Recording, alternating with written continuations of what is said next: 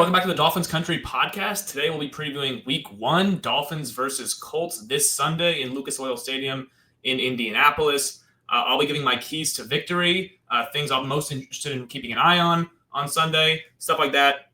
I'll also be putting out my annual playoff/Super Bowl predictions, as today is the start of the NFL season. We got Cowboys-Eagles. So today is the start of the NFL season, so I feel like it's only right to kick off the new season with picks that will almost assuredly age pretty poorly. But nonetheless, we'll be having that here today. Before we dive in, make sure to like, subscribe. We're going to be doing this weekly, both on YouTube and on Spotify at the Dolphins Country Pod. So you can watch and listen whichever way you prefer. So let's get into it. So Dolphins versus Colts. Colts are starting Daniel Jones. We know his story with the Giants. Fumbled a lot. Obviously ended up getting cut. Vikings picked him up briefly last year. He was like a quarterback 3 from Minnesota. Now he's on the Colts, and the Colts have given him starter money. So we'll see how that goes. We face him week 1. Jonathan Taylor is the story with the Indianapolis Colts, though.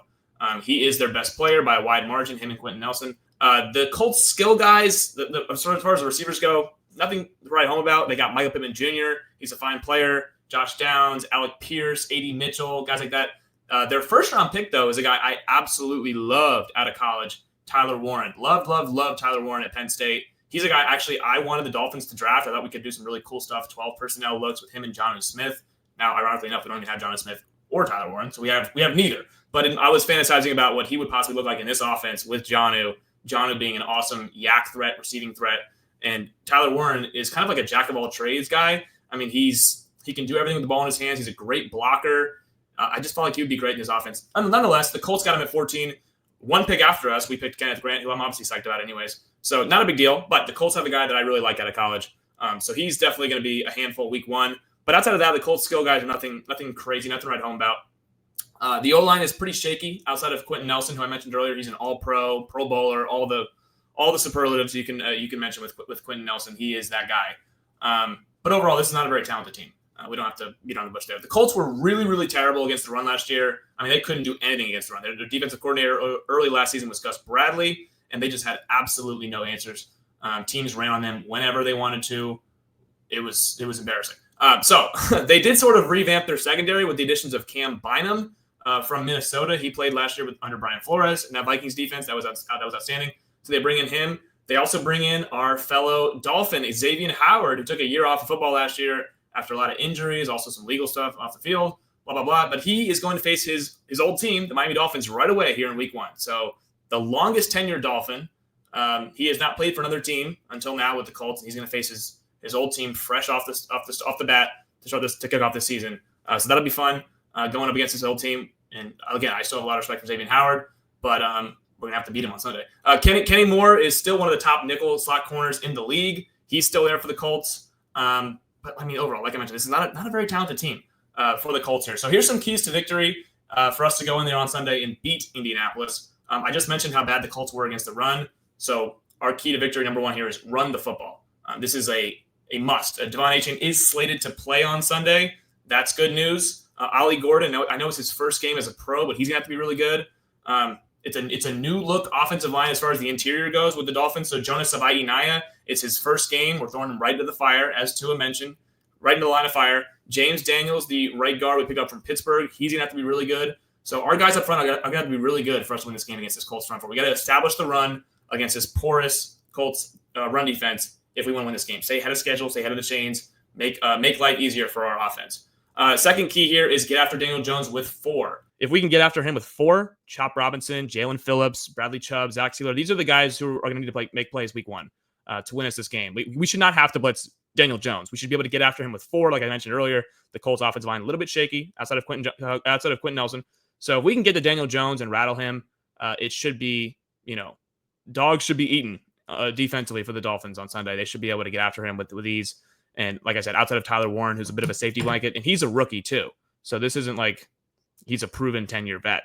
So Daniel Jones doesn't have like a number 1 guy to look for on his team. Michael Pittman Jr. is fine.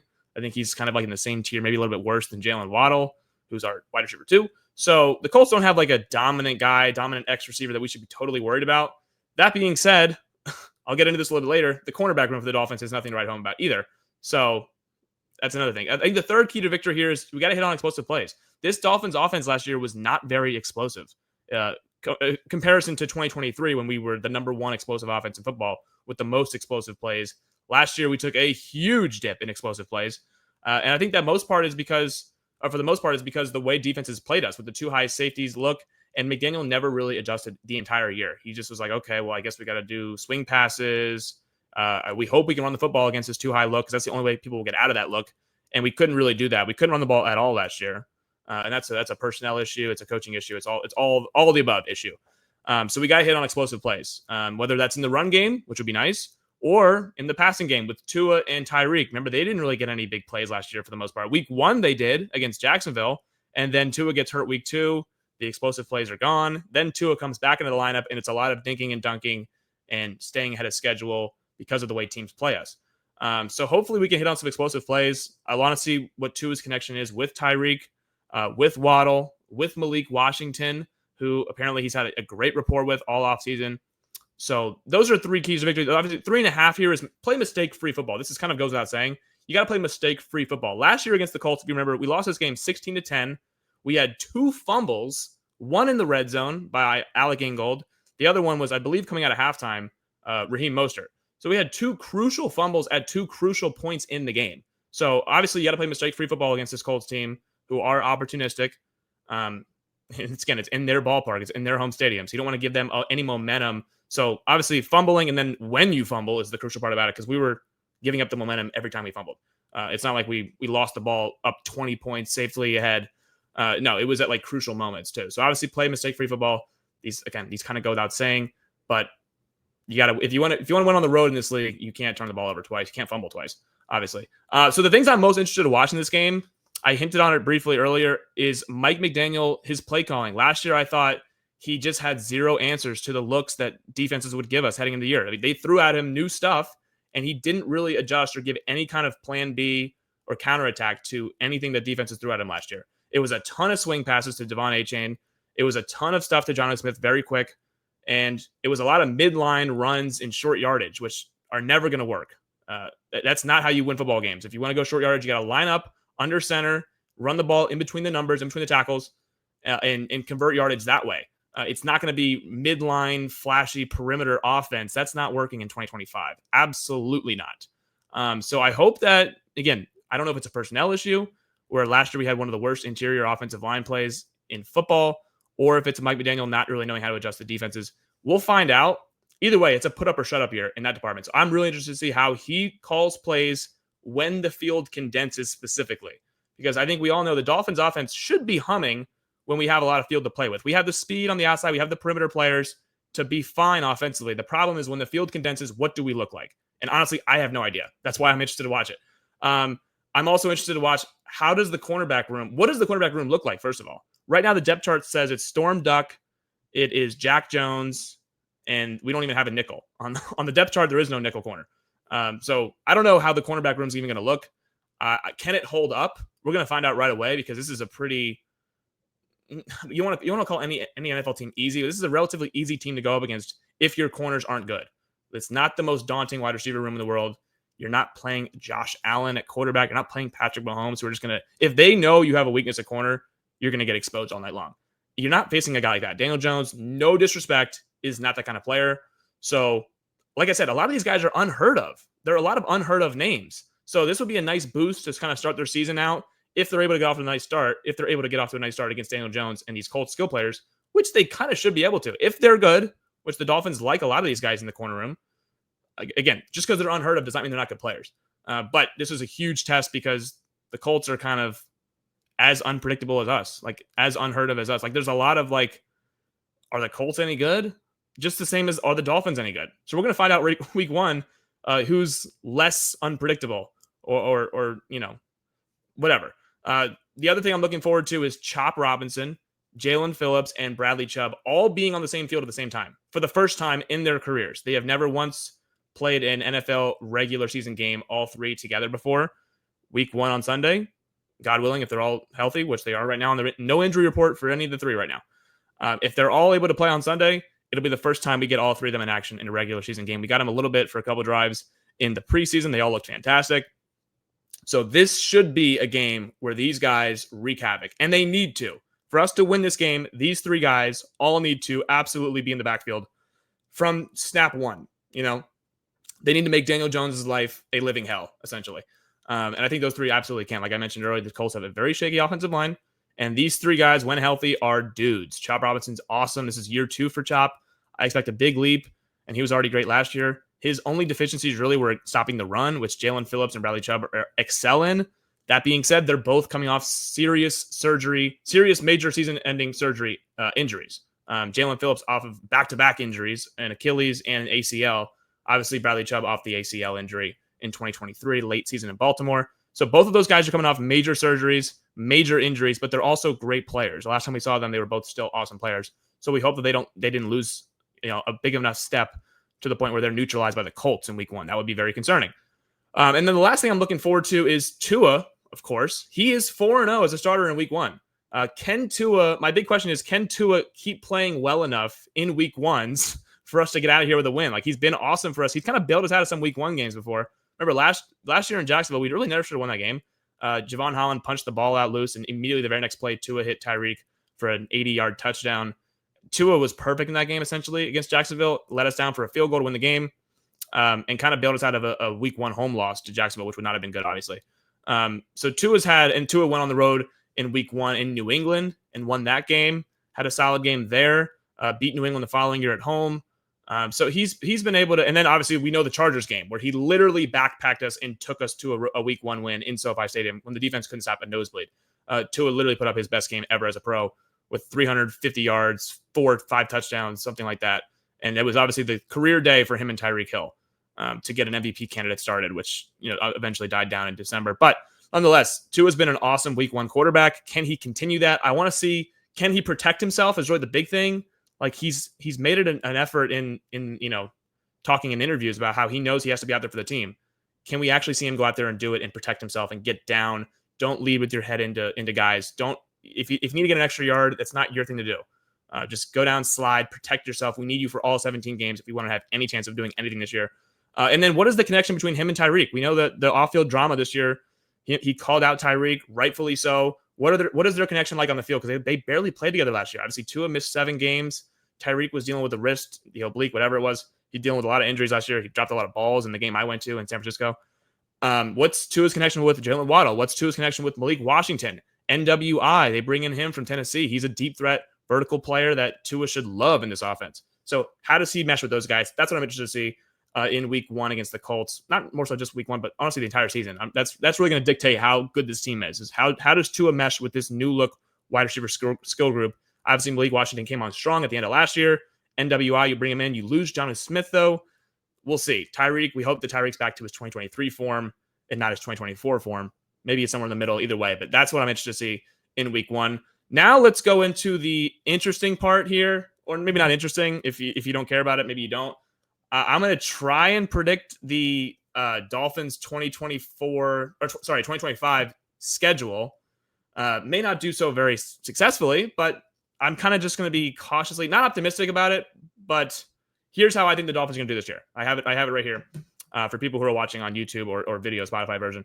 I have the Dolphins going 9-8. They went 8-9 last year, 11-6 the year before that, 9-8 the year before that, 10-6, 10-7, 9-8. They've been hovering about 9-8 for a while. This is a tough team to predict because I think it's very boom or bust. The bottom could fall out and we could be a 3 or 4 win team. That would not surprise me. If Tua stays healthy, I think it's a double-digit win team. But I can't, in good conscience, predict Tua to stay healthy for all 17 games. That would be, kind of ridiculous to assume because the data suggests he won't play all 17 games. And I'm just going off data, and the pure data, the numbers suggest that Tua will miss some time. I hope it's not a concussion, but regardless, we have to expect Tua to miss a few games, a game or 2 or 3 or 4. We hope it's not the latter, but we hope it's only maybe 1 or 2. We obviously hope it's no games. We hope he doesn't miss any games, but we have to go into the season with the assumption that he will miss some time because he always kind of does. And if and when he does, we kind of don't need to pretend like we're going to win any games without him. Like it's not happening. They're not really competitive without Tua. Maybe they'll be competitive without Tua this year, but that doesn't mean I'm going to predict them to win games without Tua until proven otherwise. Their record without him is terrible. I believe they're like 2-10 or something like that over the last few years without Tua. It's not a good record. That being said, I do think they get a win at Indianapolis this Sunday. Home against New England, we usually always take care of them at home when it's hot. I'm not going to predict them to beat Buffalo until they prove they can. Sorry, you can call me a hater, but until they beat Buffalo, I'm going to keep just chalking up as a loss. Surprise me, please. I'm willing to be proven wrong. Just surprise me. The Jets at home should be able to beat the Jets at home. They usually do. Carolina on the road should be able to beat Carolina on the road. It's a really poor defense. Chargers at home, I'm going to give them a loss. I just don't see them starting 5-1. I think that's a very winnable game, but I don't see them starting 5-1. Then you get the Browns. That's what I'm saying. If I give them the Chargers win, then they're 6-1 because the Browns, you can't lose to the Browns. They are very, very poor roster. So 5-2, nice start. Then the next 3 games pretty tough. At the Falcons, very winnable game. But again, I can't see them starting 6-2. I can't really see it. So I think they get tripped up here eventually. And then obviously you get the 2 tough games between Baltimore and Buffalo. I'm not going to pick them to beat Buffalo until proven otherwise. And then Baltimore, it's a Thursday night game, very winnable. But again, Baltimore's just maybe the best roster in football. I can't, in good faith, predict them to win that game. Again, surprise me, please. It's a night game at home. Hard Rock should be rocking, but we'll see. I'm going to give them a win against Washington. It's in Madrid. This is a game where really we shouldn't win. It's a mobile quarterback. We already know, well documented, how bad the Dolphins are against mobile quarterbacks. So you could easily say, hey, win at Atlanta, lose against Washington. You can flip those, whatever. I can't give them too many road wins. I already gave them a road win at Cleveland, at Carolina, at the Colts. I'm not going to give them a 4th road win in the first 7 weeks and give them a win at Atlanta. I could be wrong. I hope I am wrong. But I'm going to give them a win against the Commanders. It's in Madrid. It's not a home game. It's neutral site. But I do believe that'll be a heavy Dolphins crowd there in Spain. So we can get to 6-5 there after a 3-game skid. I think they go on a 3-game winning streak here. Saints off the bye should be winnable. Jets on the road in December is not going to be easy. I'm hoping Tua plays. If Tua plays, I think we win because Tua has never lost to the Jets before. If not, it's a loss. But I'm going to just hope and pray that Tua plays this game because if he does, we'll win. Then a loss at the Steelers on Monday Night Football. The Steelers never lose on Monday night at home. It's like 35 years in a row now of them not losing Monday Night Football games at home. So that's an obvious loss. I think they come home and beat Cincinnati. Again, another poor defense. You get them at home on primetime. Hard Rock should be rocking. I think that's the win on primetime that we get. And then you finish the year with 2 tough games. Buccaneers, who are really, really good. And then at New England in January. Unfortunately, I can't predict the Dolphins to win a January cold weather game until proven otherwise. They couldn't even do it last year against the lowly Jets. So I'm going to say 9-8 for the Dolphins. Does that get them in the playoffs? To me, I have them in the playoffs. I had to do some, moving around. I had to get the Steelers an extra loss in there. I had to get the Texans, the Jaguars an extra loss. I had to bump the Chargers down to 8-9. So I didn't want to do any tiebreakers here. I just put the Dolphins in as a 7 seed so that you guys don't crush me for this. That being said, we kind of know if the Dolphins play at Baltimore or at Buffalo or at Kansas City, this is probably the end of the line. Those rosters are just too good. The weather is just too cold. Unfortunately, those teams are too good. Their quarterbacks are too good. Their environments are too good. So I do have the Dolphins stumbling there in M&T Bank and losing at Baltimore in the wildcard round. So here's my playoff predictions. Here's my Super Bowl predictions, if you will.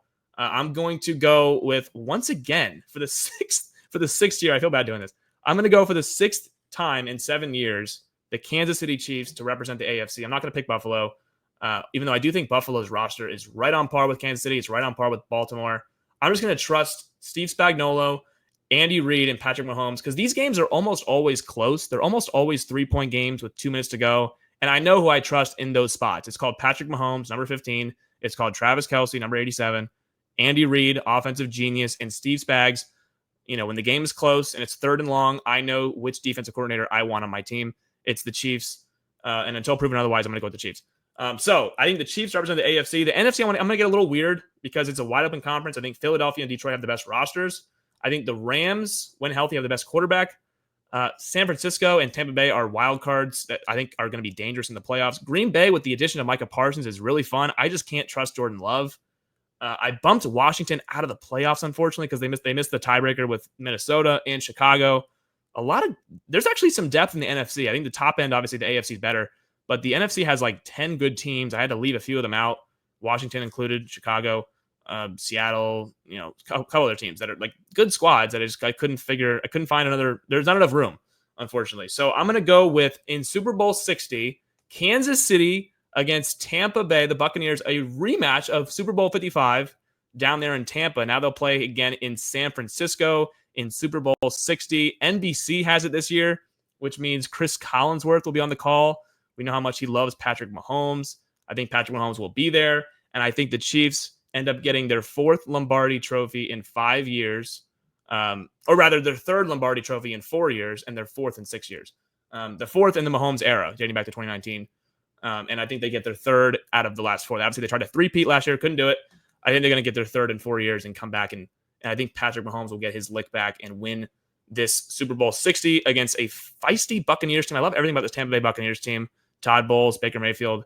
They kind of own the Eagles quietly. Like Jalen Hurts has not been good against that Todd Bowles blitz package that he always sends. So if the matchups hold, if this is how it goes, I think Tampa Bay genuinely could get there.